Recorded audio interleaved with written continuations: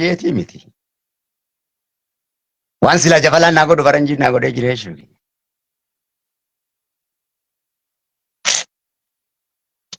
Kaan irraa kana fayyadataan kiyyaa jiraatu. Inni kaadeera kiyyaati. Sooressa guddaa sooressa keenyaa jiraatu. Eenyumaa hun kadhannee jechuun fayya.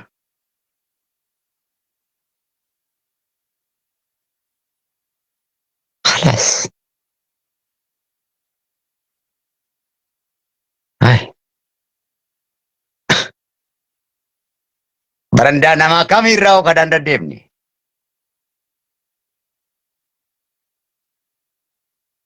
Abbaan nuu kadhatu dhiisenne yaaqe.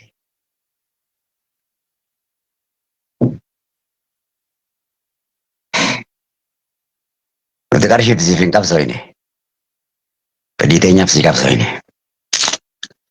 Osoo nuu kenne jenneen akka nuun kennine beekne kijjiba akka ta'e.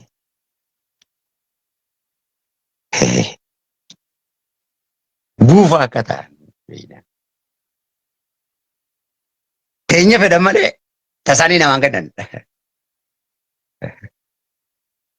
Teenya immoo ilaal gurra baasanii gaafa sana Oromoo ta'anii bar Harargee shanyii elemoo qilxuu Harargee shanyii elemoo qilxuu shanyii jaarraa abbaa gadaa warra seenaadhaan dhalootaan guddate gaafa nu saamuu kaatanii rakkana godhatanii yalmaan haadha raawu.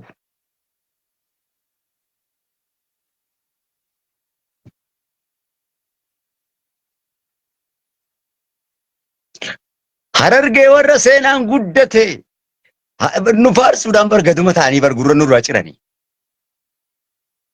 Gaafa keenya rakkate saantiman kennaniif ni baqatan gaafas isaa warra gandaati. Ganda isaanii galan.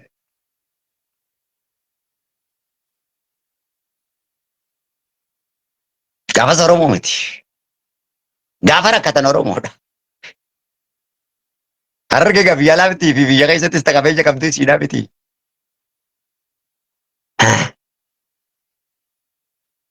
Galau.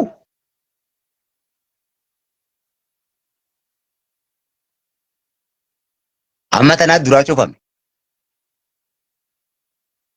Tanaaf foon keenyaa fi dhiiga keenya nyaachuu kaan.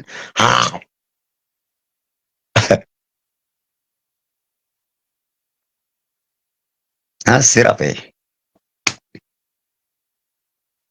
Meenaa tura.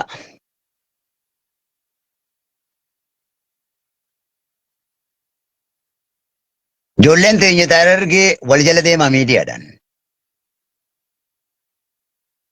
Akka malee wal jala deema. Namni wal jala deemu ni dhaga'ama beeka. Namni wal jala hin deemne ni tuffatama beeka.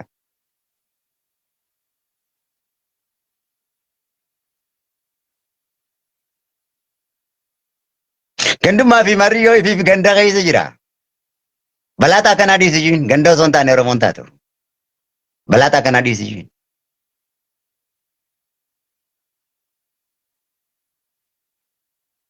Balaataa kanaa dhiisisuun wal jala deema. Ganda ta'e Oromoo ta'e. Ifaa. Shamarranis ta'e dhiira ta'e miidiyaadhaan wal jala deema. Bakka namni jiru ka'ee jiru deemee fooloo godhi. Humna ta'e yoo si xureessan qulqulleessa ka'e. Hin xureessin namaa wajjin. Maal dhabdee nama kadhatta? Maal sii godha? Of ta'iitii nama ta'e. Yoo si kabaje kabaje. Harargummaa ta'e yoo hin kabajin eenyummaa isaa kabiraan hin kabajin kutaa isaa hin kabajin.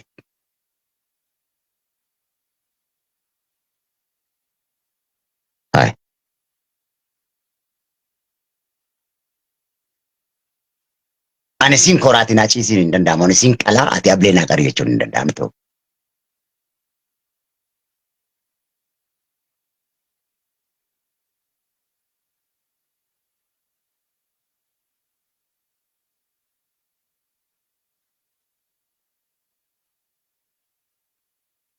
Hayyuu keenti keessi.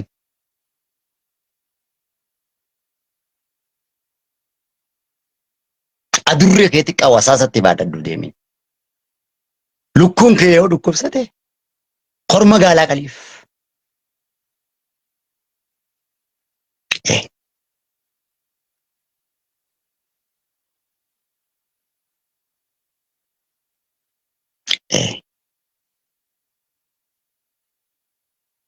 Ifii wal nyaadhu mana keessa wal nyaadhu. Tun akkaataatti guddanne. Gwaalin ilmaan Oromooti kaan hin jiru akkuma maccaa fi tuulamaan jiru ni beektaa miti siinis numaan jaan. Booranaanis numaan jaa barre. Naa miidiyaa kiyya hordofe. Jimmaanis numaan jaa. Daarektuma sitti hima. Hargummaa kiyyan hin qaanfadhuwan.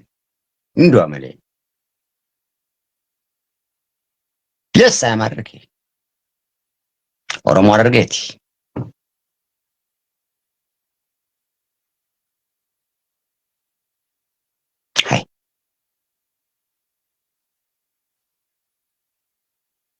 Harargee ta'uun kiyya Wallagga ta'uu hin beekne tokkummaa maali?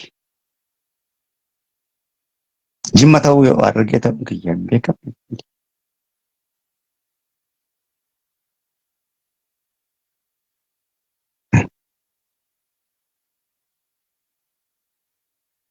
Waan itti dhaladhee guddadhee akkamittiin itti qaanfadha? Ittiin lubbuu wareega malee. Harargummaati itti wareega lubbuwwan. Harargummaati itti na dhufnaan takkanatu bada takkasitu bada.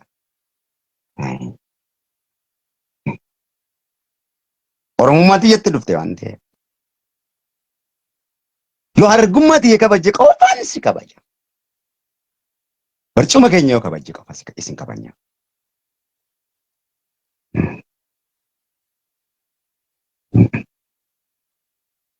Akkasirratti walii galla.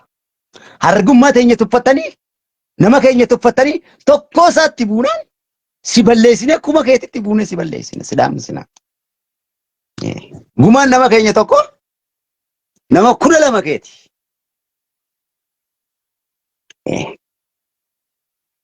Anas quba qabaachuudha qabda.